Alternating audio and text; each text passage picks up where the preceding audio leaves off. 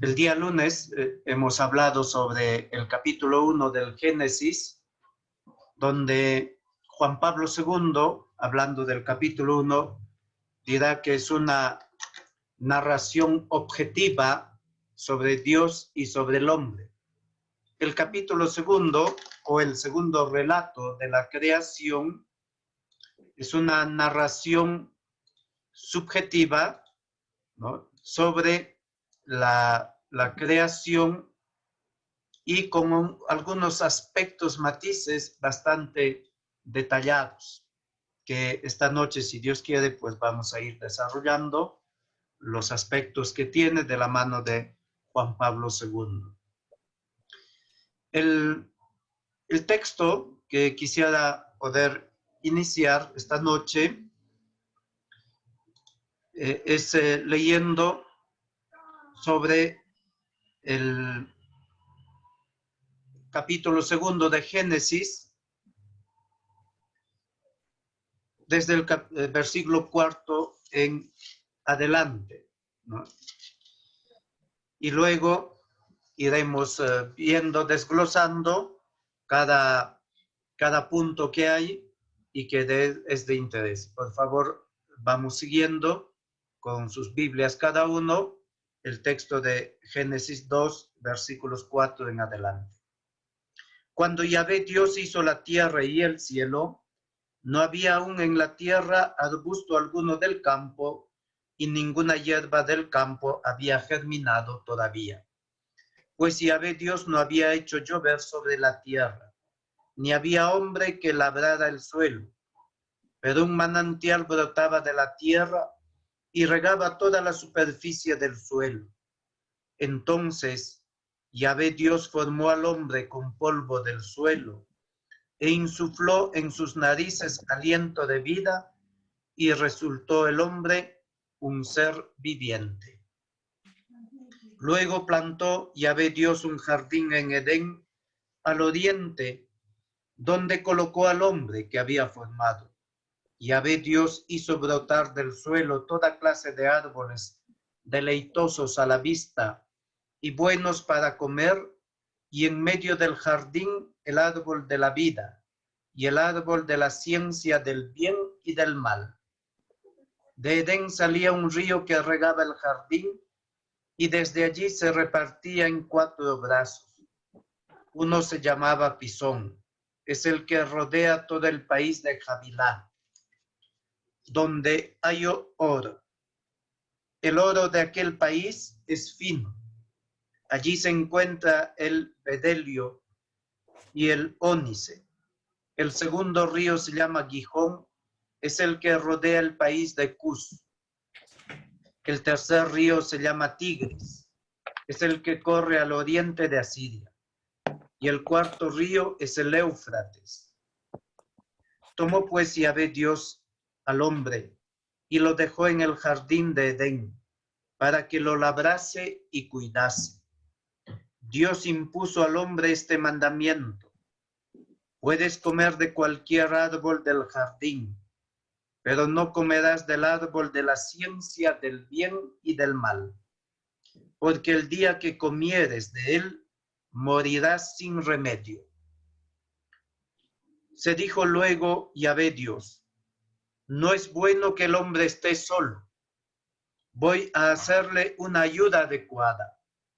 Y Yahvé Dios formó del suelo todos los animales del campo y todas las aves del cielo, y los llevó ante el hombre para ver cómo los llamaba, y para que cada ser viviente tuviese el nombre que el hombre le diera. El hombre puso nombres a todos los ganados, a las aves del cielo y a todos los animales del campo. Mas para el hombre no encontró una ayuda adecuada. Entonces Yahvé Dios hizo caer un profundo sueño sobre el hombre, que se durmió. Le quitó una de las costillas y rellenó el vacío con carne. De la costilla que Yahvé Dios había tomado del hombre, formó una mujer y la llevó ante el hombre. Entonces Este exclamó: esta vez sí que es hueso de mis huesos y carne de mi carne. Esta será llamada mujer, porque del varón ha sido tomada. Por eso, deja al hombre a su padre y a su madre, y se une a su mujer, y se hacen una sola carne. Estaban ambos desnudos, el hombre y su mujer, pero no se avergonzaban uno del otro. Palabra de Dios. Te alabamos, Señor.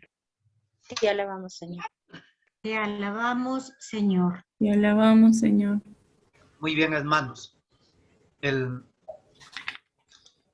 Este texto que hemos escuchado es el texto yavista, como llaman los exégetas, porque llama a Dios Yahvé, ¿no? Y este texto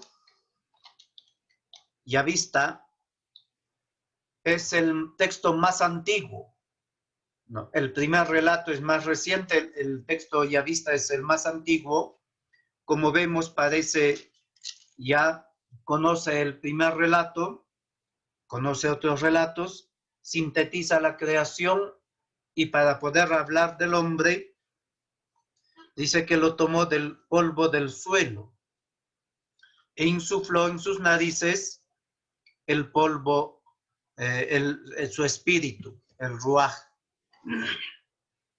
Este capítulo segundo, decía Luis Alonso Schockel, que se entiende a la luz y en unidad con el capítulo tercero del Génesis, que va a hablar del primer pecado, es decir, del pecado original.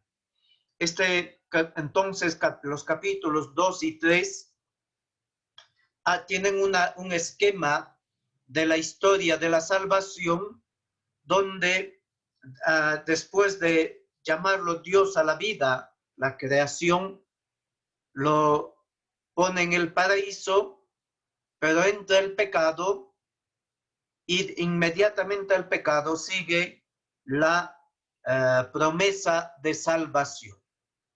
Es decir, el hombre creado, el hombre caído en el pecado y el hombre que después será redimido. Y aquí se hace el primer anuncio de salvación. Dios a Adán y Eva, que acaban de romper esa alianza. Y el capítulo cuarto nos hablará de cómo se expande el pecado, ¿no? Esta humanidad marcada por el pecado. Hay teólogos como Flicker y Alsegui, dos jesuitas, ¿no? Hablan de el hombre bajo el signo del pecado, ¿no? El hombre bajo el signo del pecado y el hombre bajo el signo de la gracia, es decir, el hombre redimido por Jesucristo. Todo esto viene relatado con un lenguaje simbólico. El capítulo 2 tiene una gran viveza expresiva, ¿no? Y por otra parte también con ese lenguaje simbólico, con expresiones, detalles, nos transmite verdades trascendentales de orden histórico, pero también nos transmite verdades antropológicos, psicológicos y religiosos. Decía Juan Pablo II en su catequesis sobre el amor humano,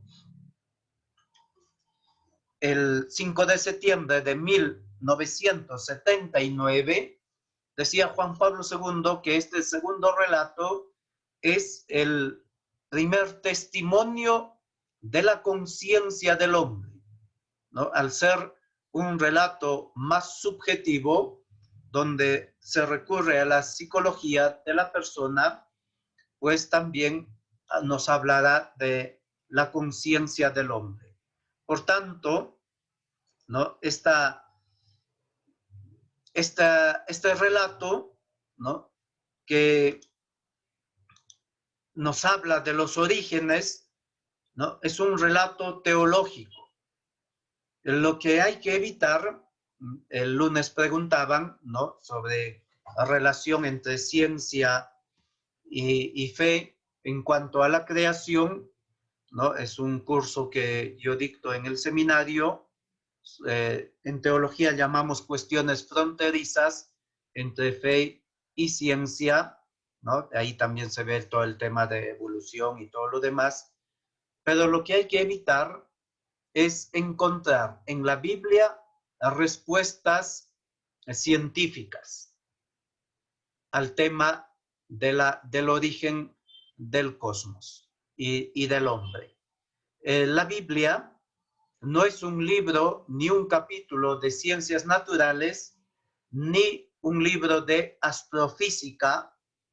La Biblia es un libro teológico, un libro religioso.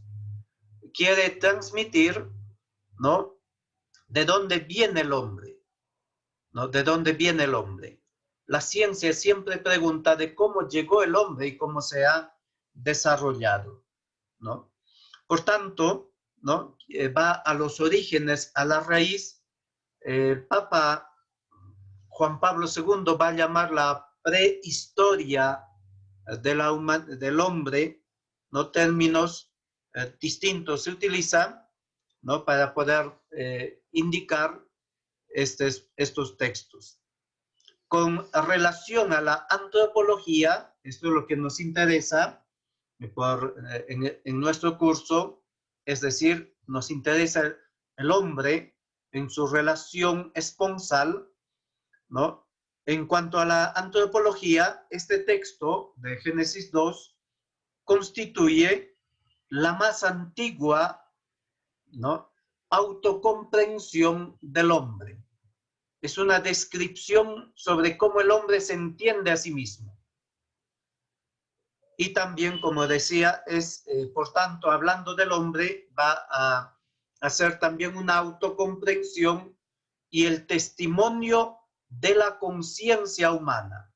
Este tema, el tema de la conciencia, es muy importante, porque la conciencia, ¿no?, nos va a ayudar a obrar el bien y obrar el mal. Pero más que ayudar, la conciencia es como un indicador de si obramos bien o también obramos el mal. De ahí la importancia de formar la conciencia, ¿no? Una conciencia formada, una conciencia recta, delicada, porque también puede haber una conciencia cauterizada, ¿no? Una conciencia cauterizada, ¿no?, que ya no siente cuando obra el mal, cuando comete un pecado, ¿no? En dicho coloquial, por ejemplo, una conciencia cauterizada sería, por ejemplo, personas que dicen, ¿no?,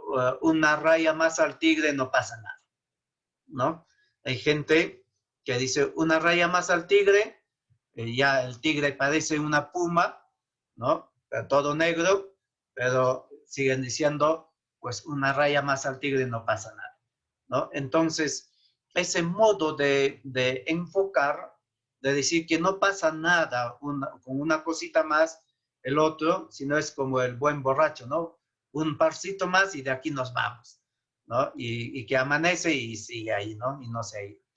Entonces, eso es una manera de encontrarnos en el día a día con una conciencia que no ha sido formada o que no ha sido bien formada, ¿no? Pero también en nuestro tiempo hay un ataque a la conciencia, en el sentido de que hay leyes, como en Argentina, la ley a favor del aborto, que quita la objeción de conciencia. Esta objeción de conciencia es un instrumento, ¿por qué? Porque el hombre, cuando obra en contra de su conciencia, peca, ¿no? Cuando uno obra en contra de su conciencia, comete un pecado, ¿no? Y por tanto, si un médico no obra en contra de su conciencia, pero cumpliendo un trabajo o una ley que si no le sanciona, igual comete un pecado, ¿no? Y frente a esto viene la objeción de conciencia. Pero últimamente hay leyes que incluso quitan esa objeción de conciencia. Es decir, la conciencia es lo más sagrado que hay. Lo más sagrado que hay de la persona. Indica su intimidad, ¿no? La intimidad propia de la persona. Indica una interioridad. Y esa conciencia es como un santuario. Es como un santuario. Ya Santo Tomás de Aquino decía que la conciencia es como este santuario donde solamente uno entra y dialoga con Dios. Por tanto, este capítulo segundo es una autocomprensión del hombre, del propio hombre y de su conciencia. Encontramos, ahora cito a Juan Pablo II, in nuce, in núcleo, es decir, en raíz, casi todos los elementos del análisis del hombre, ¿no? Que la antropología moderna y contemporánea pues se dedica a estudiar en el hombre. Por tanto, este capítulo segundo, que es más antiguo, pero que tiene una visión subjetiva, ¿no? Del hombre, ¿no? Ha sido desarrollado por la tradición teológica tanto del matrimonio como de antropología teológica. Podemos ir tomando algunos puntos, ¿no? Iré indicando, ¿no? Que primero, Génesis 2:18. Voy a ir saltando algunos puntos, ¿no? Y después iremos indicando de acuerdo a nuestro tema. No haremos un estudio completo, ¿no? Que nos llevaría mucho tiempo. Iremos en más o menos como en 5 puntos, vamos a ir sintetizando. Primero, le daré una ayuda adecuada, ¿no? La Biblia de la Conferencia Episcopal Española, este texto de Génesis 2:18, traduce de este modo: voy a hacerle a alguien como él que le ayude, ¿no? Pero también puede haber otra traducción: le daré a alguien que se le asemeje, ¿no? Le daré a alguien que se le asemeje, ya que esta experiencia del primer hombre, que nos ha dicho el texto del Génesis, de no encontrar a alguien como él, ¿no? Porque ha puesto nombres a todos los animales, ¿no? Todo el día, digámoslo así, se pasó Adán poniendo nombre a los animales, a las aves del cielo, ¿no?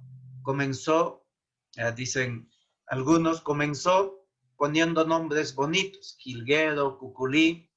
Después pasó el mediodía a la hora de la siesta y bostezó, hipopótamo, ¿no? Nombres más feos empezó a poner, ¿no? Entonces, pero no encontró una ayuda adecuada, ¿no?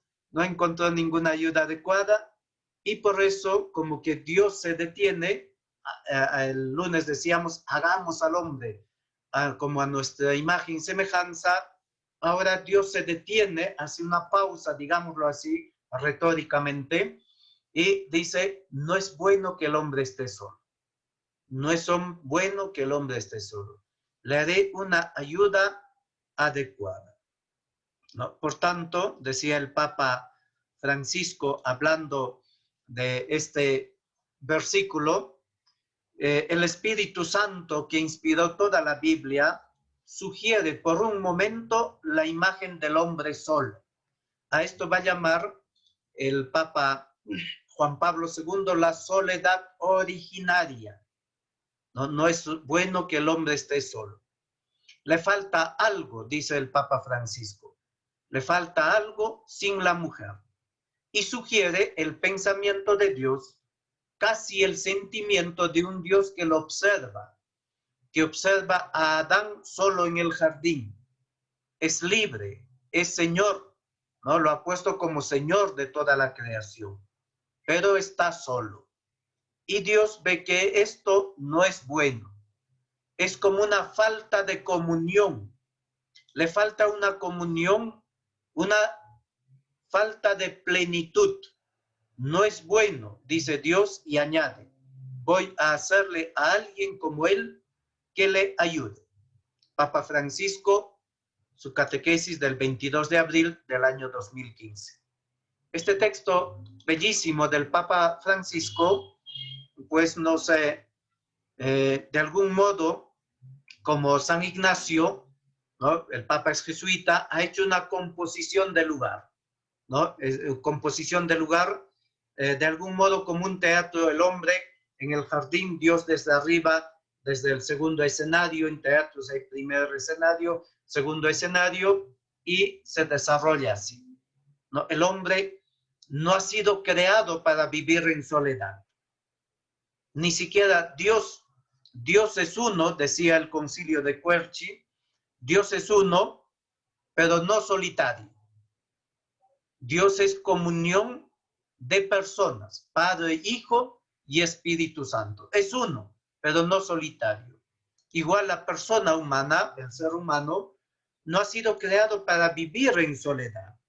No ha sido creado como el náufrago para vivir solo en la isla con Wilson. Hasta el náufrago busca una compañía.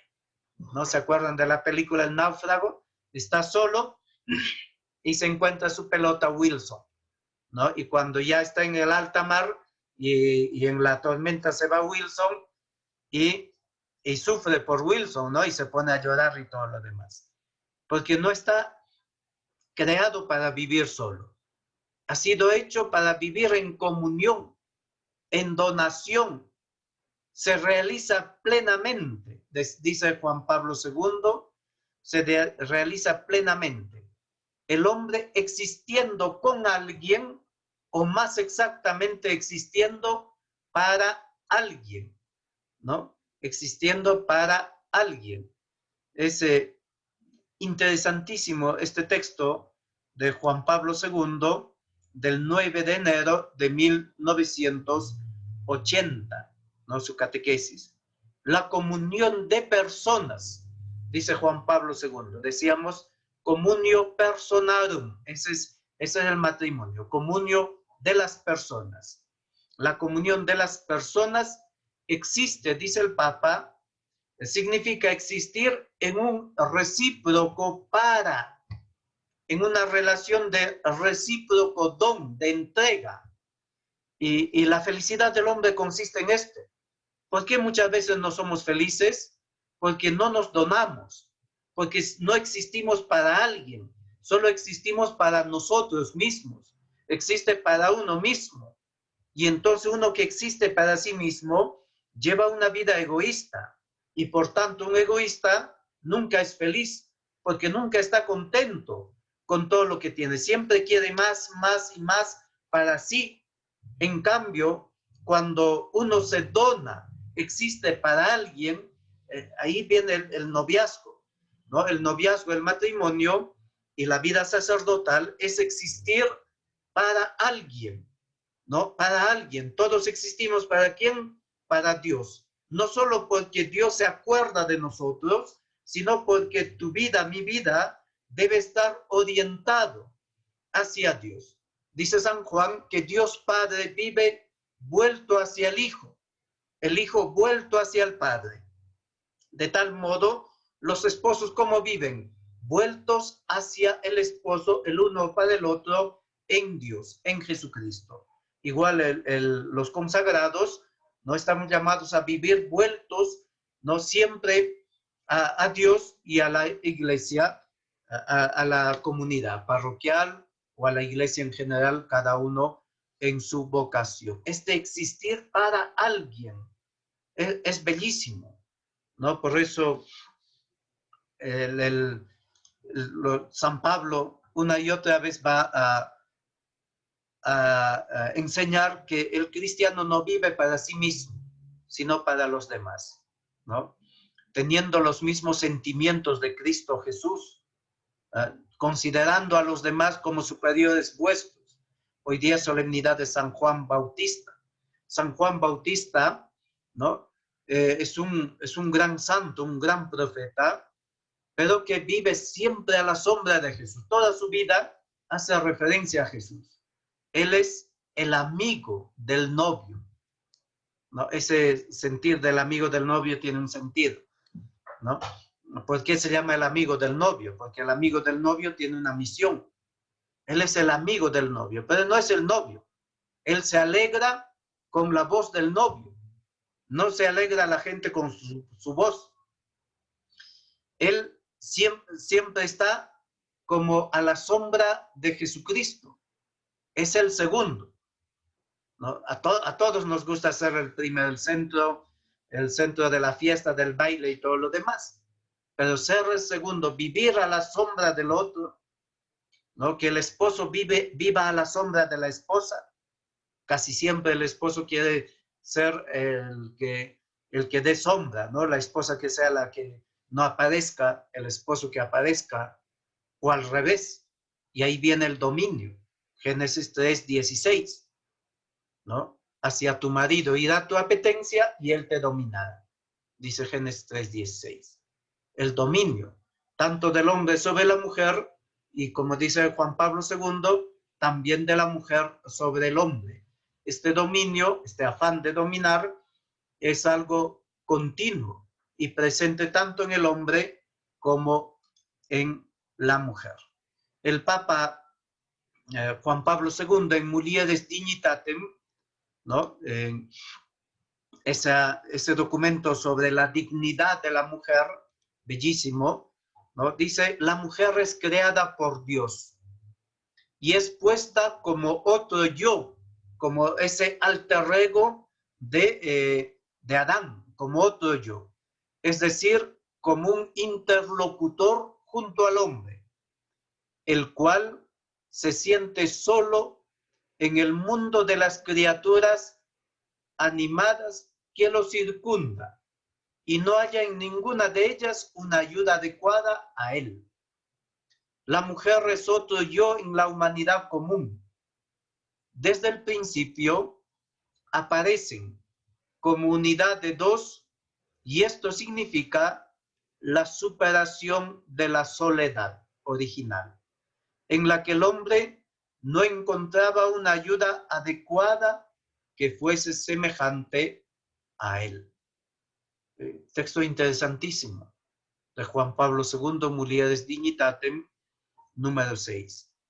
Por tanto, este vocablo ayuda adecuada, fue explotado por San Agustín, ¿no? Para poder enseñar, ¿no? El tema de la prioridad de la procreación, ¿no? La prole, en San Agustín es conocido, ¿no? Sobre los tres fines del matrimonio, ¿no? Los tres bonum fidei, bonum proles y el bonum sacramentum, ¿no? Es decir, el bien de los esposos, el sacramento y los hijos. San Agustín decía: el matrimonio recibe su nombre del hecho de que la mujer no debe casarse, sino para convertirse en madre. Estas palabras de San Agustín hay que entenderlas bien, ¿no?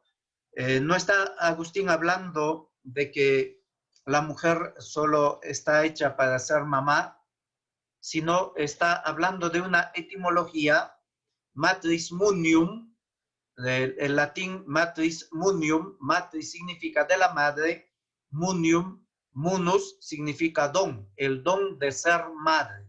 El matrimonio, dice San Agustín, viene de un don, un regalo gratuito, que es el ser madre. Y de aquí, pues, después, en los siglos siguientes, se va a hablar mucho más sobre el tema de los hijos.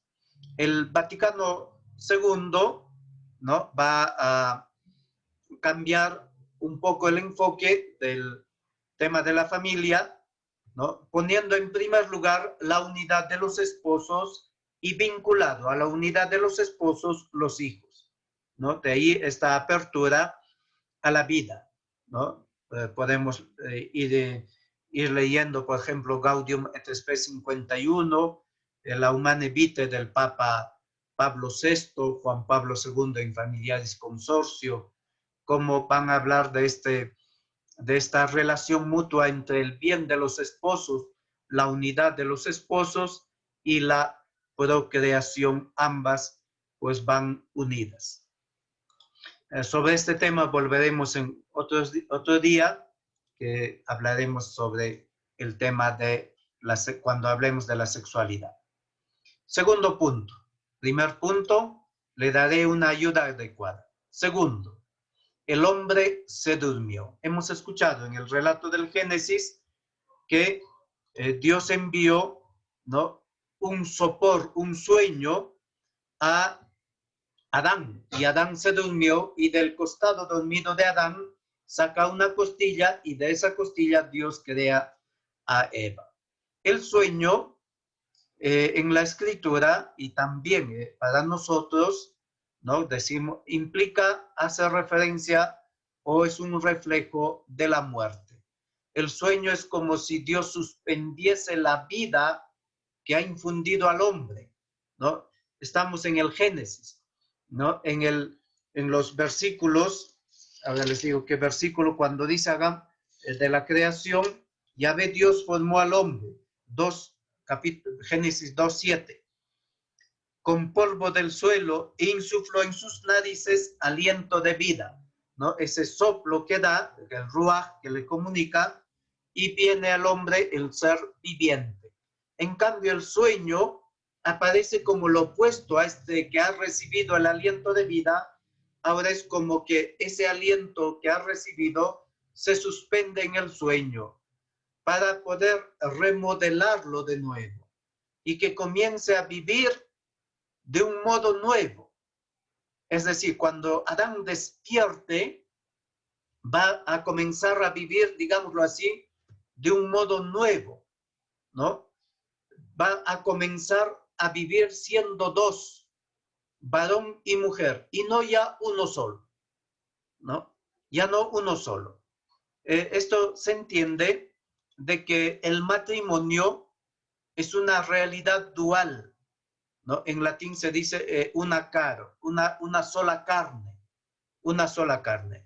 ¿no? Los dos se hacen uno, ¿no? Se hacen uno, una sola carne, en todos los sentidos de la palabra. De esta una sola carne es que es la comunidad, ¿no? Un vínculo que los hace uno, ¿no? El Papa Francisco, en el 22 de abril del 2015, decía así, ¿no?, hablando del sueño y de la creación de Eva: y el hecho que Dios plasme a la mujer mientras el hombre duerme destaca precisamente que ella no es de ninguna manera una criatura del hombre. Muchas veces, ¿no?, uno se pregunta, ¿por qué duerme Adán? ¿No? ¿Por qué duerme Adán? ¿No? Porque las mujeres dirán, es que siempre el hombre está durmiendo, desde Adán siempre son dormilones. Se pueden decir muchas cosas, ¿sí? Pero el sueño de Adán es un misterio. Es un misterio como el sueño de tu marido, ¿no? Duerme y nadie, ni el terremoto lo despierta a veces, ¿no? Es un misterio porque porque hace referencia primero a una gratuidad de que en la creación es decir, Dios toma la iniciativa tanto para crear a Adán como para crear a Eva. Otro sueño es el sueño de Abraham, ¿no?, para poder hacer pacto, ¿no? Les cuento así rápidamente, ¿no? Rápidamente que a Abraham, Dios le dice, voy a hacer una alianza contigo.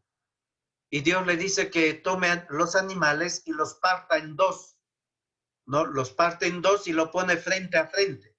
Una parte aquí, una parte aquí. Era como se hacía el pacto. Dos tribus hacían pacto, no pasaban por en medio de los animales partidos y indicando que si alguien rompe ese pacto, que le suceda lo que le ha sucedido a estos animales partidos en dos, ¿no? Y tenían que echar improperios, ¿no? De maldiciones para aquel que rompa la alianza. Pero los dos jefes de tribus tenían que pasar y se sellaba el pacto. Y Dios le dice lo mismo, ¿no? A Abraham, que parta los animales y que los ponga frente a frente. Y que Dios va a bajar para hacer este pacto. Vienen los animales, el otro, Abraham los espanta, pero Abraham se duerme. Abraham le da un sopor, un sueño, y se duerme. Y cuando Abraham está dormido, Dios desciende un fuego y consume todos los animales que estaban partidos. Cuando se despierta, Abraham, Dios ya había pasado. Entonces, ¿qué quiere decir? Que Abraham no participa en ese pacto. Dios, en su largueza sin límites, ahí se ve la gratuidad. Dios mismo no hace pacto sin que Abraham le exija, ¿no? No es un pacto de igual a igual, ¿no? Es un pacto desigual, digámoslo así, ¿no? Porque solo Dios pasa, solo Dios se compromete a hacer esa alianza. De tal modo que cuando Adán duerme, también por eso está indicando que, primero, la iniciativa la toma Dios, no la toma Adán.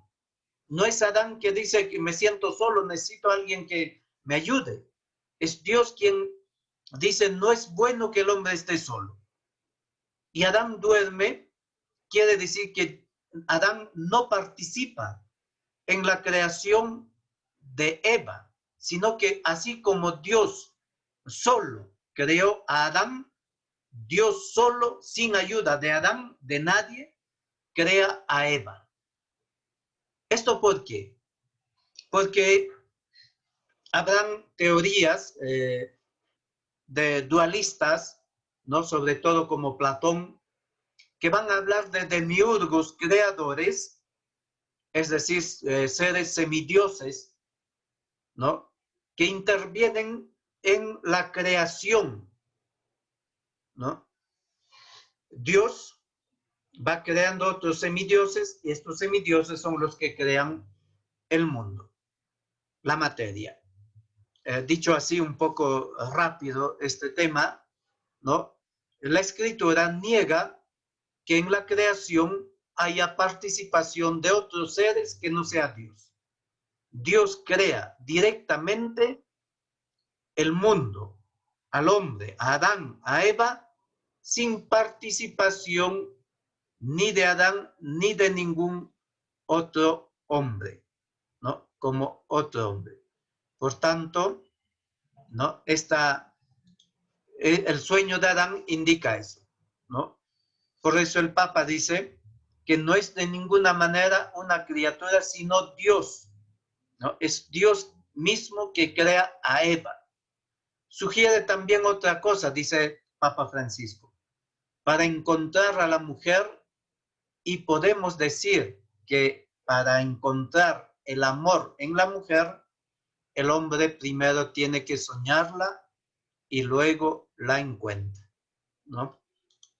Estas palabras del Papa no son interesantes, ¿no? Porque, y además que es bellísimo, ¿no? El hombre que sueña a la mujer para encontrar el amor en la mujer.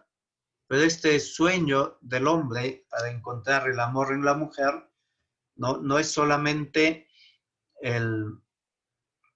al inicio del enamoramiento del noviazgo, sino ese sueño debe ser constante hasta que la muerte los separe. Hasta que el sueño profundo, el último sueño que es la muerte, pues los separe. El sopor, ¿no? Que hace caer el sueño, que hace caer al Dios a Adán, al primer hombre, por tanto, indica esta exclusividad de la acción de Dios en la obra de la creación de la mujer, ¿no? No tiene ninguna participación el hombre. Juan Pablo II, el 7 de noviembre de 1979, decía y pone una analogía sobre el sueño, ¿no? Quizá pues la analogía del sueño indica aquí no tanto un pasar de la conciencia a la subconsciencia, ¿no? Como modernamente se explica el sueño, cuanto un retorno, dice el Papa, es un retorno específico al no ser. El sueño comporta un componente de aniquilamiento de existencia consciente del hombre, ¿no? O sea, al momento antecedente a la creación, a fin, ¿no? De que desde él, por iniciativa creadora de Dios, el hombre solitario pueda surgir de nuevo en su doble unidad de varón y mujer, ¿no? Ese volver del sueño, pero ya no solo, sino como varón y mujer. Tercer punto, otra imagen, le quitó una costilla. Le daré una ayuda adecuada. Tercero, dice el sueño de Adán. Y tercero, le quitó una costilla. La manera de narrar la creación de la mujer a partir de una costilla de Adán, ¿no? Tiene una enseñanza, ¿no? Tiene una enseñanza. Y en la mentalidad de su tiempo, del redactor, ¿no? Que varón y mujer indica esta costilla, que la mujer es creada de la costilla, indica que varón y mujer son de la misma naturaleza y tienen la misma dignidad. ¿Por qué? Porque varón y mujer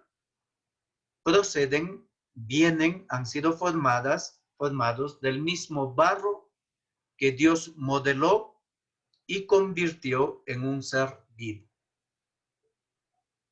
Es decir, varón y mujer son creados buenos. La materia es buena. El cuerpo es bueno, ¿no? El cuerpo es bueno. No es malo el cuerpo. Porque han sido creados del barro. Sí, el barro indica la fragilidad, ¿no? El barro indica la fragilidad humana, ¿no? La fragilidad humana, ¿no?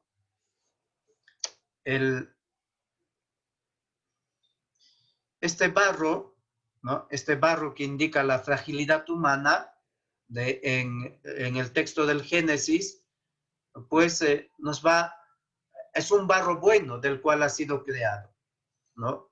No es un barro malo, ¿no? Es el barro la tierra que ha sido creado por Dios y vio que era bueno, ¿no? El Papa Francisco también explica el tema de la costilla diciendo así: la mujer es formada con la costilla que Dios Yahvé tomó del hombre, teniendo en cuenta el modo arcaico, metafórico e imaginativo de expresar el pensamiento.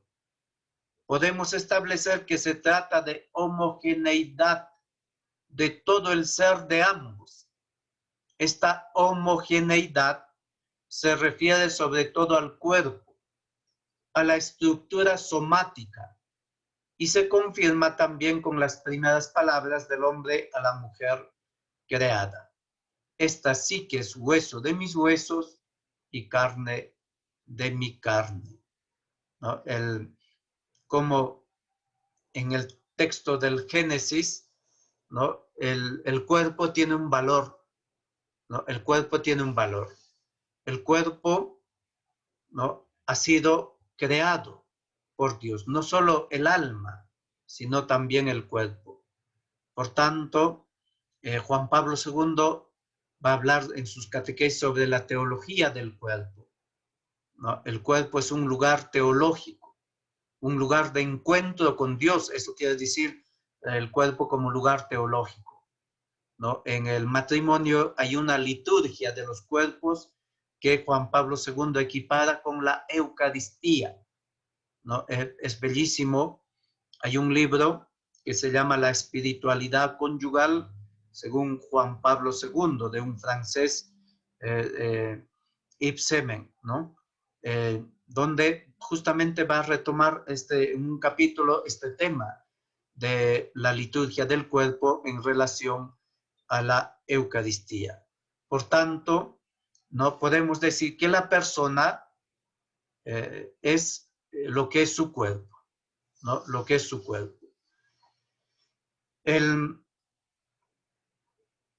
Papa Benedicto en Deus Caritas en su encíclica, afirma en el número 11, en la narración bíblica no se habla de castigo, pero sí aparece la idea de que el hombre es de algún modo incompleto, constitutivamente en camino para encontrar en el otro la parte complementaria para su integridad. Es decir, la idea de que solo en la comunión con el otro sexo puede considerarse completo, ¿no? Palabras del Papa, ¿no? Hay un libro del Papa Benedicto, titulado El amor se aprende, Benedicto XVI en ediciones Planeta. En este libro, el Papa hace una indicación, habla de que, haciendo referencia, ¿no? Hemos hablado del mito de la media naranja, ¿no? La media naranja unidas de modo igual. Hace una referencia al mito de Platón, donde el hombre al inicio había sido creado redondo, ¿no? Pero castigado fue dividido en dos, ¿no? Y desde ahí el hombre va buscando su otra mitad, ¿no? Su complementariedad. No he dicho de los gorditos, pero va buscando esa complementariedad. Entonces, es este hombre incompleto, ¿no? Que solamente en esa comunión con el otro sexo se puede considerar completo. Cuarto, se unirá a su mujer, dejará el hombre a su padre y a su madre y se unirá a su mujer, ¿no? Este es el texto de Génesis 2:24, ¿no? Donde por eso el hombre deja a su padre y a su madre y se une a su mujer y se hacen una sola carne. Y se hacen una sola carne. En este texto, ¿no?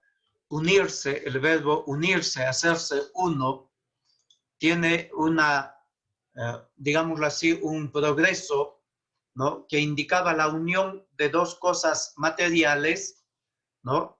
Luego pasó a significar la unión en la alianza de dos personas, ¿no? La unión de dos cosas materiales, por ejemplo, cuando haces un mueble tienes que unir la madera, ¿no? Después significa unirse, hacerse uno, la unión del hombre y la mujer en el acto conyugal. Y en tercer lugar, también indica la unión de Dios con Israel en la alianza del Sinaí, ¿no? Yo seré tu Dios, ¿no? Le dice, y tú serás mi pueblo, ¿no? Yo seré tu Dios, yo seré tu Dios y tú serás mi pueblo. En ese sentido, en ese triple sentido, se tiene que entender este verbo unirse, aunque aquí habla en el segundo sentido de la unión conyugal. De tal modo, diríamos, el hombre uniéndose a la mujer está haciendo alianza con Yahvé, con Dios, ¿no? Por eso el acto conyugal, ¿no? El hacerse uno de los esposos en el matrimonio, ¿no? Ni siquiera es pecado, sino es fuente de santificación. Porque si haciéndose uno los esposos se unen con Dios, entonces se santifican. Pero si haciéndose uno no se unen con Dios, entonces uno se aleja más de Dios, ¿no? Más de Dios. Este texto también indica que la unión del hombre y la mujer, ¿no? Dejará a su padre y a su madre y se unirá a su mujer, por la que se convierten en una sola carne, proviene de una opción libre, ¿no? De una opción libre.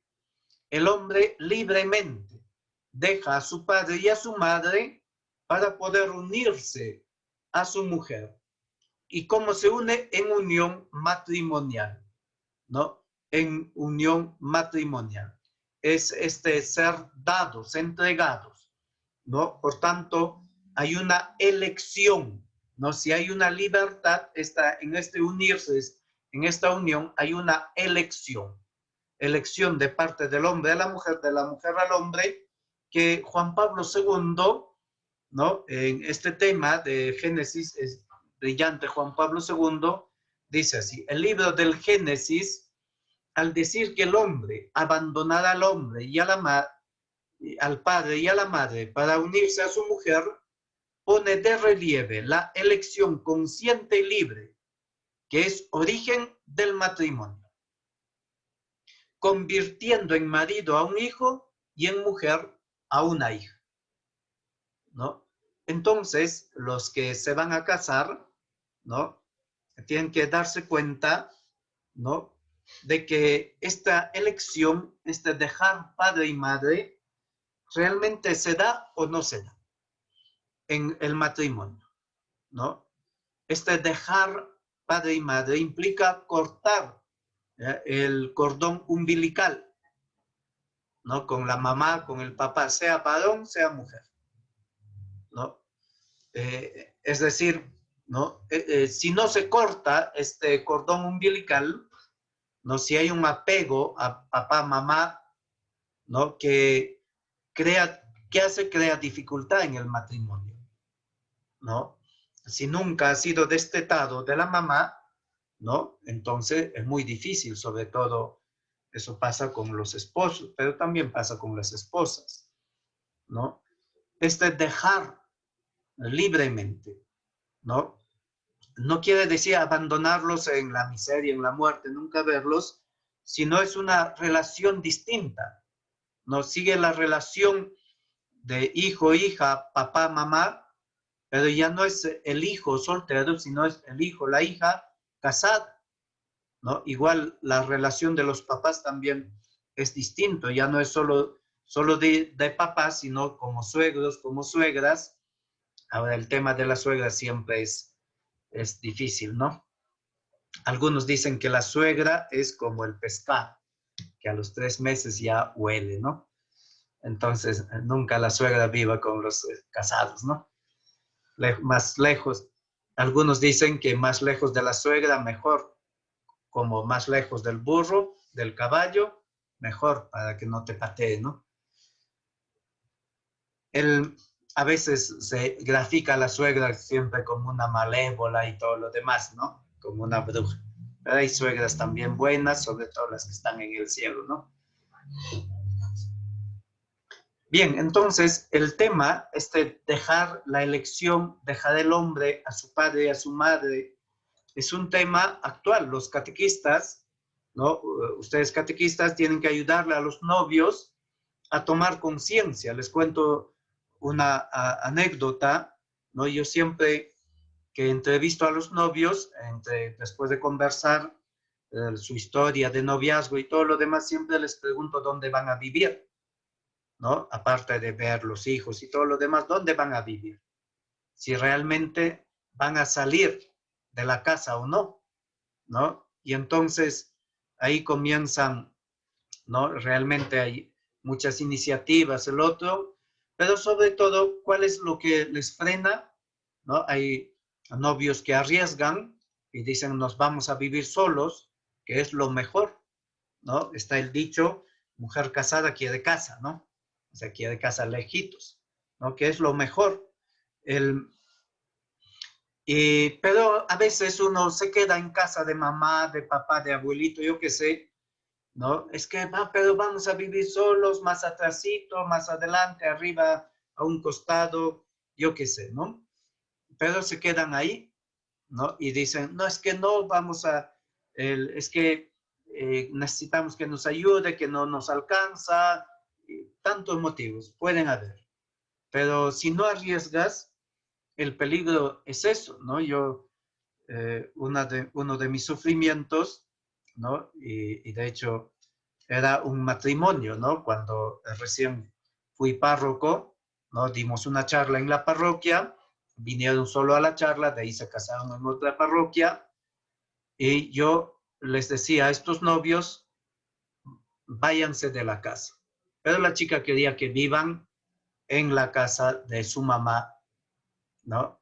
Y hablábamos el otro, salía decidida la chica, pero después de hablar con su mamá, al día siguiente volvía y decía, no, nos quedamos en mi casa, ¿no? Vamos a 6 meses y después vamos a ahorrar y todo lo demás. Plata no les faltaba, tenían lo necesario para vivir solos, pero el afecto pudo más. Al final se quedaron en su casa, no llegaron a 6 meses de casados, ¿no? Porque antes de los 6 meses, pues se separaron y todo el lío, ¿no? Y yo pude acompañarlos, ¿no? Todo ese tiempo, ¿no? Escuchándolos, ayudándolos, pero ya la cosa no funcionó, ¿no? Al final nunca volvieron a reunirse, ¿no? No se juntaron y pues se han separado, han hecho cada uno su vida y así, ¿no? El, el tema no es cada uno, por eso tiene que decidir, ¿no? Para eso se hablan los novios, si realmente van a dejar casa padre y madre, ¿no? Todo eso ayuda a madurar, ¿no? Todo eso ayuda a madurar. Yo, particularmente, yo estoy contento, ¿no? De estar en Arequipa, ¿no? De no tener a mi familia en la misma ciudad, ¿no? Sino que el Señor ha hecho una historia conmigo, ¿no? Como con Abraham, primero me sacó de mi tierra, me trajo aquí y me dio la vocación aquí, ¿no? Y así poder vivir el ministerio en libertad, ¿no? Sin estar pensando de que si tiene gripe mamá, ya estoy corriendo a la casa a ver a mamá, el otro, sino también a poder pasar a la fe, ¿no? Ciertamente es distinto, ¿no? Cuando han muerto mis tíos, mi familia, pues como todo, como sacerdote, pues asisto a un montón de moribundos, a bien morir, pero no puedo a mi familia, ¿no? Es un sufrimiento, ¿no? No poder darle la unción, las exequias y todo lo demás, ni siquiera a mis hermanos que han fallecido, he podido ir, sí, para el sepelio, pero no asistirlos con la unción y todo lo demás, ¿no? Es decir, esas cosas son sufrimientos, pero son propios del ministerio. Igual para los casados, ¿no? Para los casados igual, ¿no? Hay un sufrimiento estar lejos, sí, pero es propio de tu vida matrimonial, ¿no? Hay propio de tu vida matrimonial. Claro que se está con los papás en la medida de lo posible.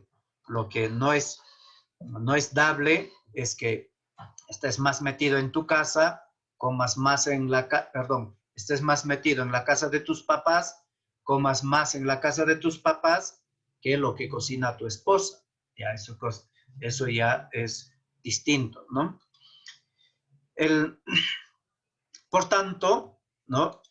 El quinto, serán los dos una sola carne, varón y mujer, ¿no? Al unirse en matrimonio forman una nueva familia, ¿no?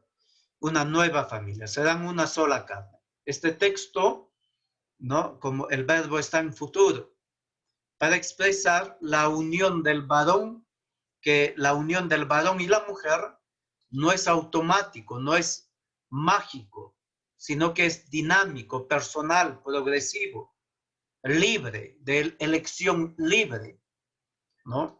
Una vez que, aunque, es decir, esto es importante, ¿no? Porque este ser uno es de todos los días, serán uno. Digámoslo así, cada mañana hay que decir, sí, quiero vivir, ¿no? En la voluntad de Dios. Los esposos quieren vivir como esposo, como esposa, ¿no? El consagrado como consagrado. Este sí diario. Este ser uno, serán una sola carne, tiene un momento fundacional que es el consentimiento, el día del matrimonio. Pero serán una sola carne, se hace realidad en la vida cotidiana hasta que la muerte los separe, ¿no? Es decir, siempre será en futuro.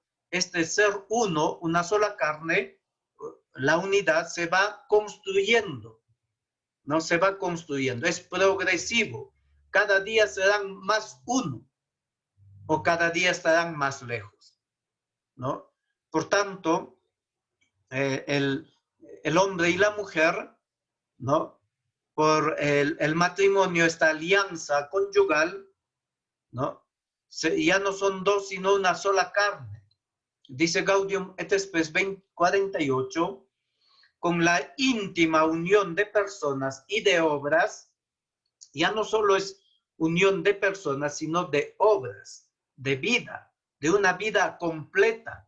Esta vida plena se da en esta unidad completa de ambos. Se ofrecen mutuamente ayuda y servicio. Es decir, este ser uno, ¿no? Indica una ayuda mutua, un servicio. No solo que en el día de la madre, pues el papá le lleva el desayuno a la cama a la esposa, sino todos los domingos, ¿no? El esposo le lleva desayuno a la esposa, porque todos los días la esposa te prepara el desayuno, ¿no? Yo qué sé, ¿no? Ese servicio, ayuda mutua, un servicio, ese donarse. ¿Dónde? Lavar platos, ¿no? El hacer, el matrimonio siempre se ve como un equipo. Si no es un equipo, no funciona el matrimonio. Y un equipo donde todos reman hacia adelante, ¿no? Imagínate un kayak, ¿no? Ese kayak de dos, ¿no? Uno va remando al otro lado y el otro va remando al otro lado, ¿no? Ambos tiran a su lado y ¿hacia dónde van? ¿No? Entonces, no es posible, ¿no? Para poder remar el kayak hay que remar ambos hacia el mismo lado, ¿no? O para voltear hacia el otro lado, ¿no? Este crecimiento progresivo, la unidad, es decir, la unión del que habla el texto del Génesis, por tanto, no se reduce solo a una unión carnal, no solo a la unión conyugal, ¿no? Sino a una unión plena de dos vidas, esta unión en todo. Por eso en el matrimonio se habla de nosotros, ¿no? Es un compromiso, digámoslo así, en el buen sentido de la palabra, ¿no? De por vida, ¿no? Donde el hombre deja a su padre y a su madre y se une a su mujer para poder construir, ¿no? El matrimonio, ¿no? Para poder construir el matrimonio. De tal modo, dice Gaudium et Spes, ¿no? En esta ayuda y servicio mutuo experimentan y logran más plenamente cada día el sentido de su unidad, ¿no? Esta unidad se ve en la vida cotidiana, en esa vida plena, complementaria. Ahora bien, ¿no? Hay algunos puntos más que, ahora bien, todo esto va a ser rota por el pecado, ¿no? Que es el capítulo 3. Pero antes de pasar al tema del pecado, quiero decir dos cosas.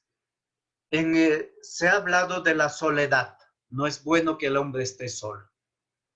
Esta soledad originaria que llama Juan Pablo II, esta soledad fundante, ¿no? Esta soledad que está en lo profundo del hombre, solamente se rompe con la presencia de la mujer, ¿no?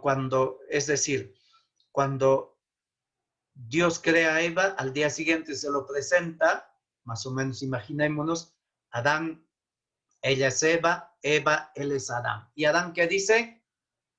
A su madre, sin esta no puedo vivir, ¿no? Él dice, esta sí que es hueso de mis huesos y carne de mi carne, ¿no? Ahí Adán rompe esa soledad originaria, ese que está solo, y se vuelca y se dona todo su ser a Eva. Y Eva acoge esa donación que en el matrimonio dice, yo me entrego a ti y te recibo a ti. Hay una relación de donación, ¿no? Recíproca, donación y recibimiento, ¿no? Ese donarse, ¿no? Y ese donarse quiere decir romper esa soledad. Pero ¿quién se puede donar? ¿Quién toma su vida en su mano y dice, yo te doy mi vida? ¿Quién lo toma? ¿Quién es capaz de hacer eso? Aquel que es libre. Porque si eres esclavo, no te perteneces, ¿no? Si eres esclavo, no te perteneces. Entonces hay que ser libre. ¿Libre de qué? De todo, incluso libre de los vicios. Pongo un ejemplo, ¿no? Que sea un drogadicto, ¿no? Normal, a veces las chicas se ilusionan y dicen, por mí va a cambiar, ¿no? Sí, ciertamente va a cambiar de mujer, quizá, ¿no?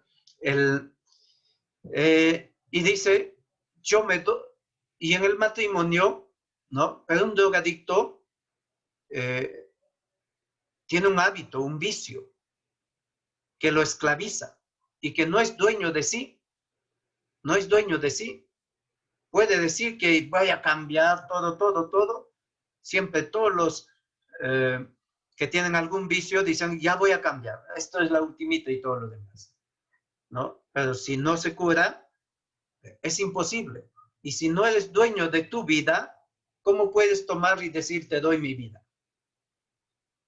¿No? Y este ejemplo vale para toda esclavitud, ¿no?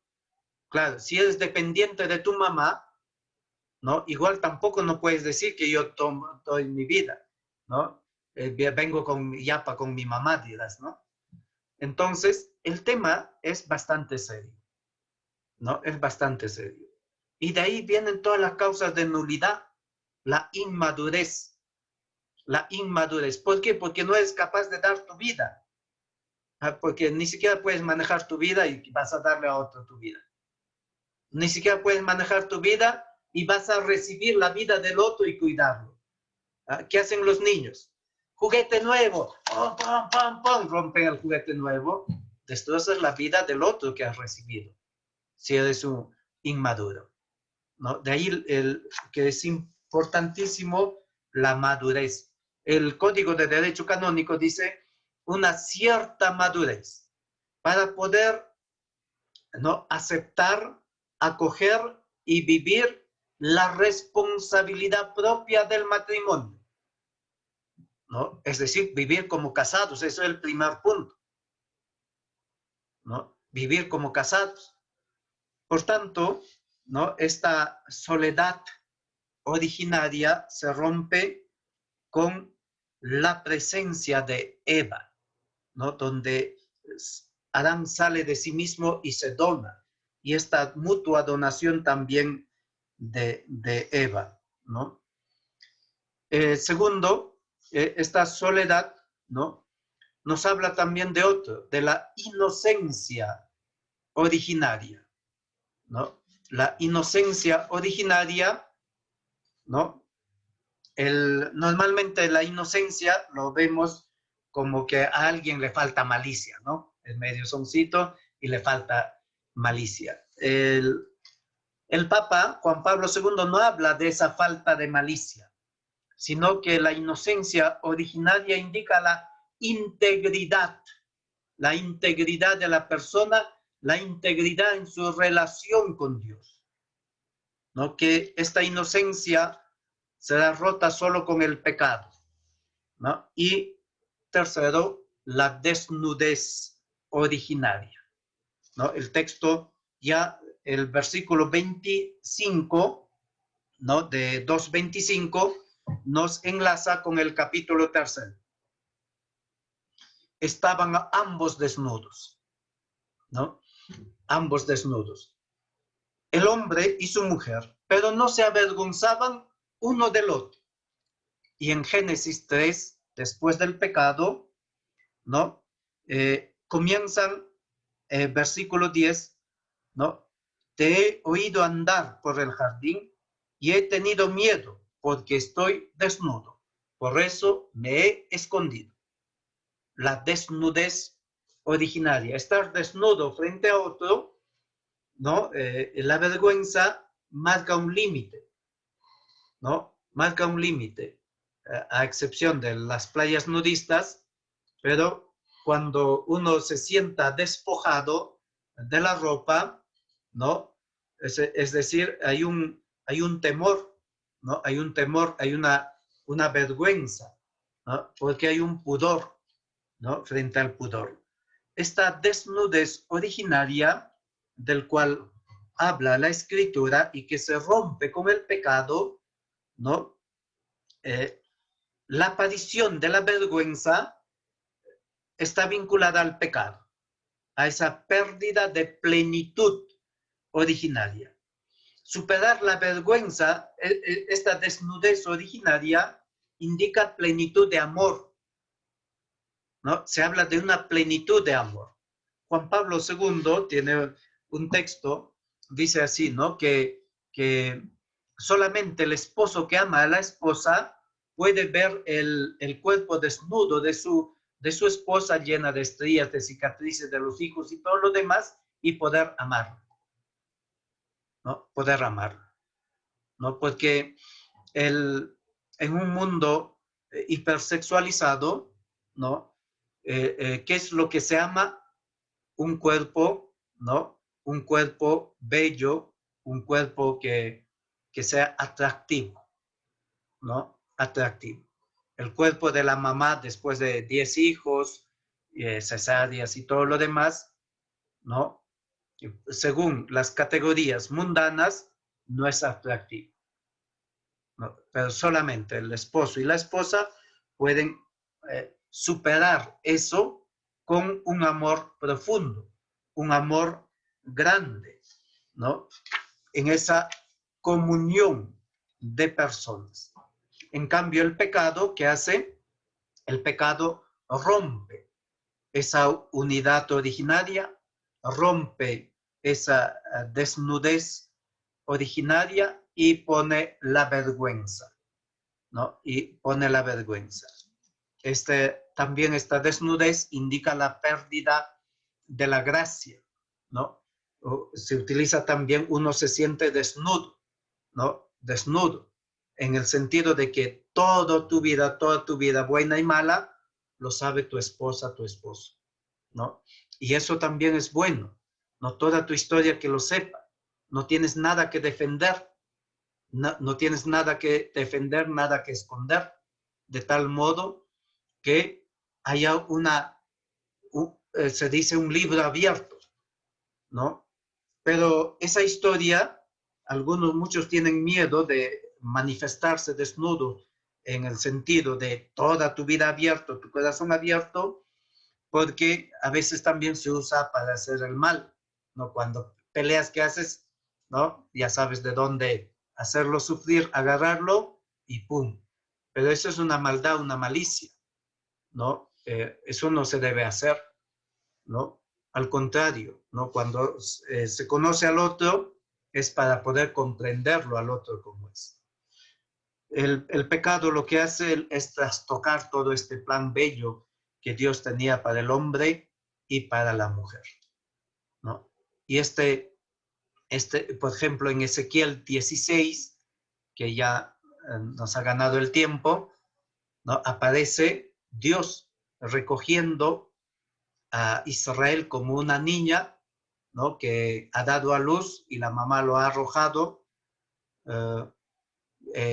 que se está ahogando en su sangre y que nadie le ha cortado el ombligo, ¿no? Y que Dios recoge y lo cuida. Bien, vamos a hablar otro día de ese tema. Muy bien, hasta aquí el tema de hoy.